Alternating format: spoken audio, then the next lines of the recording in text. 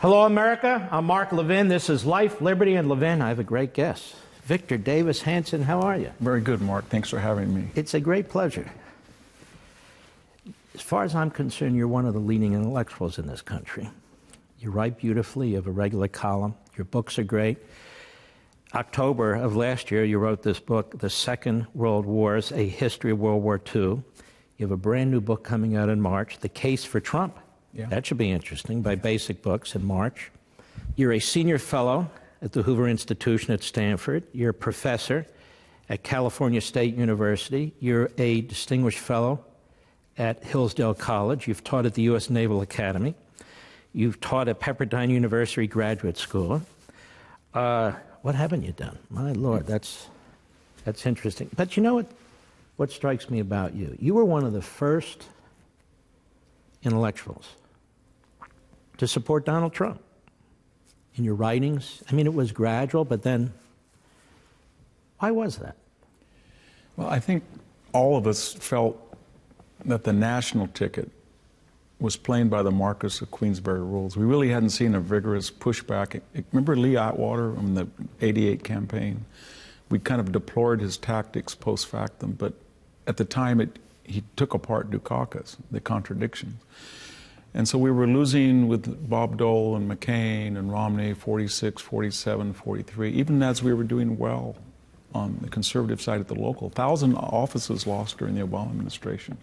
So Trump seemed to be the only one that was unconcerned what the establishment, and by that I don't want to be vague, what university professors said, New York Times said, PBS, NPR, Council on Foreign Relations. He just spoke to the people, and he did it in such a way that was refreshing, and he sort of was psychodramatic that this was an existential war and we were losing it, and we had to fight back and not be worried what people said. And then the other thing was really strange about him, Mark, was he didn't buy into the new demography. It may be true, but he said, you know, you can win by losing California and New York and Illinois, because there are 6 to 8 million people, Wisconsin, North Carolina, Michigan, Ohio, Pennsylvania, that either didn't vote Republican or they didn't vote at all. And I can win them back with a nationalist, strong jobs, I like the deplorable message. And people thought that was crazy. And so I thought he was just eccentric, and I was a little bit dangerous, I thought, but I thought that he was, at this point, that we're at a point of no return, and he was the anecdote. We're at a point of no return. You said existential threat. Yeah. What do you mean by that? Well, I mean, if we're, say we're the typical of conservative America, you and I, the 65 million that voted for Trump, we look around, it's like a synopticon. We've got the NFL, NBA, Silicon Valley, Apple, Google, Facebook. We've got Rockefeller. We've got the Brookings Institution. We have cable TV, not just MSNBC and CNN, but the major networks as well. We have NPR. We have PBS. We have the progressive cultural movement. Academia. Academia is where I am. And we're surrounded, and we think that these institutions don't have as much clout as they do have. And then we get shocked every 4 years that the message just surrounds us, and we don't have a mechanism for breaking through to the American people and getting a message. And the irony is the message of free market capitalism, limited government, individual liberty is what they thrive for. In their daily lives, they sometimes vote against their interests because this circular octopus, synopticon, whatever you want to call it, we don't get any, you and I, conservatives, traditionalists, we have safe spaces, if I could use their word, where we retreat to. For them, it's a 24/7 relentless entertainment, education, politics, media, and it's overwhelming. Do you think, the progressives, they wrote about this, that they basically needed to devour society, all these major institutions. Do you think they've largely succeeded? I do. I think if you, tomorrow, Mark Levin, go to Stanford and you give a lecture on global warming, I don't think you're going to be able to finish that lecture without being interrupted.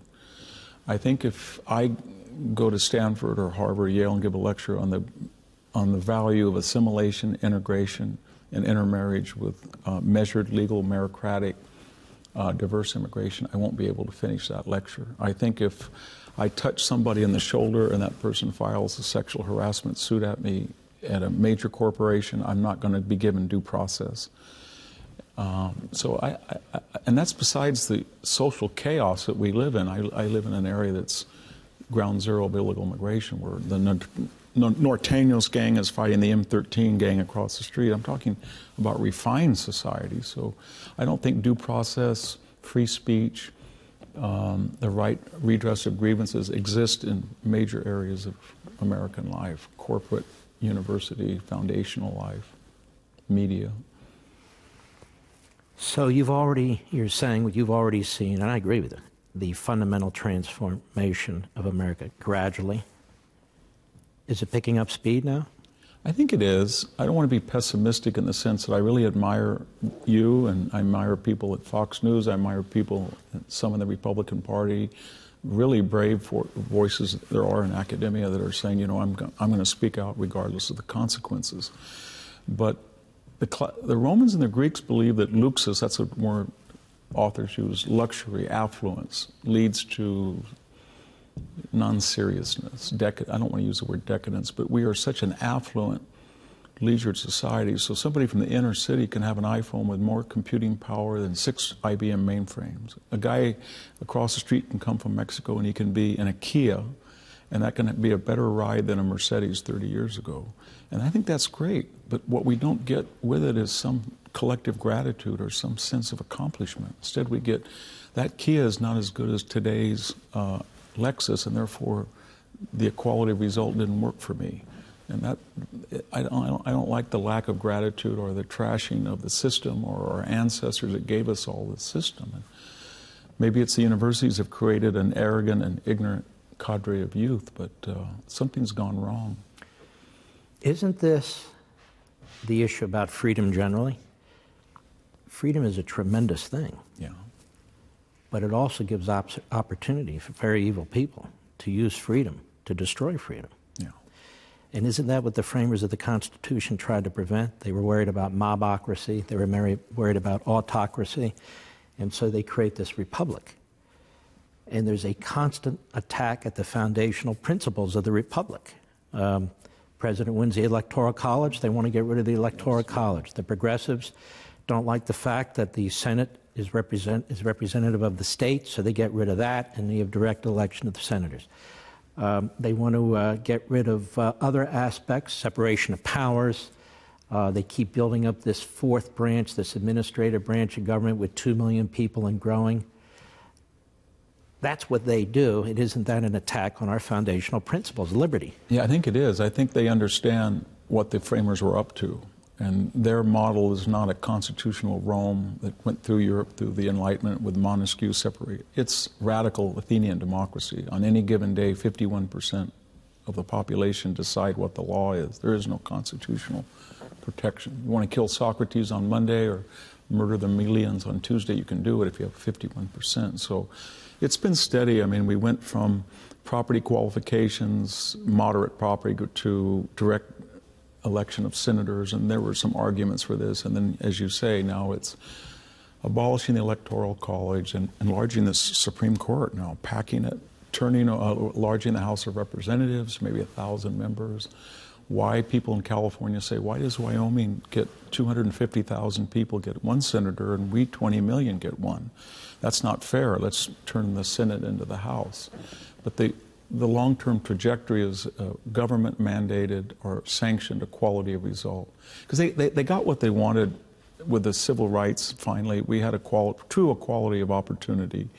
And then they were expecting that everybody would be equal. And human nature being what it is, it's never going to be that way. So they said, the conservative position is we're not going to be equal, but the poorest person is going to have a pretty good life if he's in a free market economy and a constitutional system. But they say, no, we don't really care what absolute poverty or wealth is. We want everybody to be equal. They would rather have everybody making $20,000 a year than the poor making 50 and somebody making $1 billion. So that's relentless. That's a psychological... That is a very, very important point that you mentioned. Equality, it's thrown around all the time. Yeah. Now, we know what the founders meant by equality. Equality of justice. Yeah. They didn't mean equality of economics. Of course, that would be absurd, because it's an impossibility. And human beings, we pride ourselves on human beings are unique individuals. Human beings are created by God. Human beings are one different from the other. But in the civil society, we argue that the law is the law, and everybody should be treated as best as we can, equally in front of a court, in front of the law. But this notion of radical egalitarianism really is a European import. Yeah.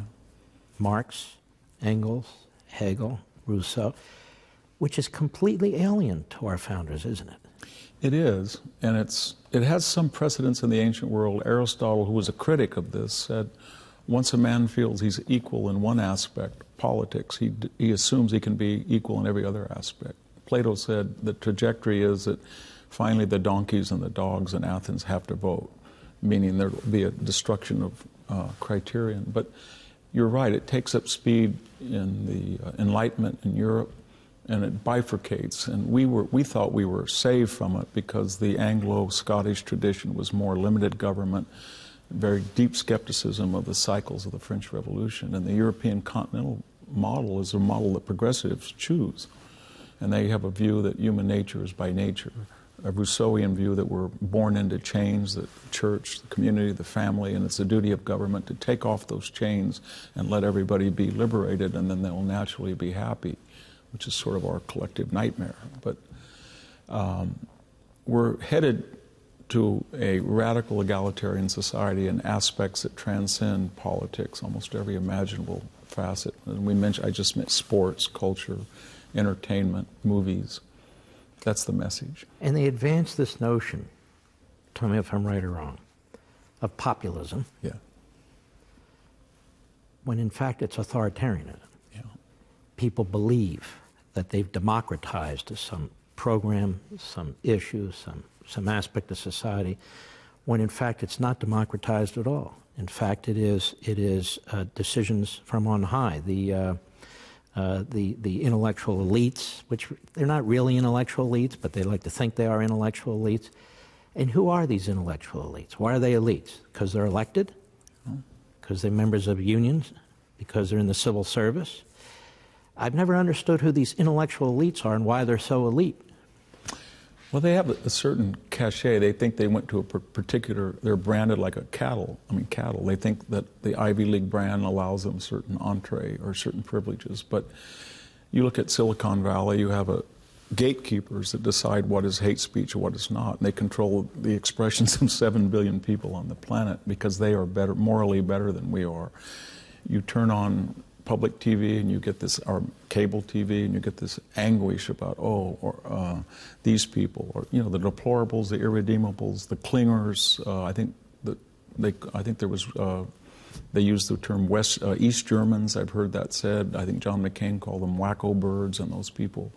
So there was a real contempt for people they feel that don't properly know how to use their freedom and their economic clout, and they do stupid stuff. They buy jet skis, they go snowmobiling, and they pollute the universe. And if you can just have this international global elite that have proper education, proper resumes, proper CVs, sober and judicious, they can all get around and they can say, you know what, we're doing it all for you. And of course, throughout history, we've seen these people, and they all have one thing in common, that they're all excused, or they're not subject to the ramifications of their own ideology. So. When we come back, I want to ask you about the ramifications, or your insight into this election that just occurred, and what you think of the result, and why you think we got the result that we did. Ladies and gentlemen, don't forget, almost every weeknight you can watch me on Levin TV by going to crtv.com/Mark, crtv.com/Mark, or call us at 844-LEVIN-TV, 844-LEVIN-TV.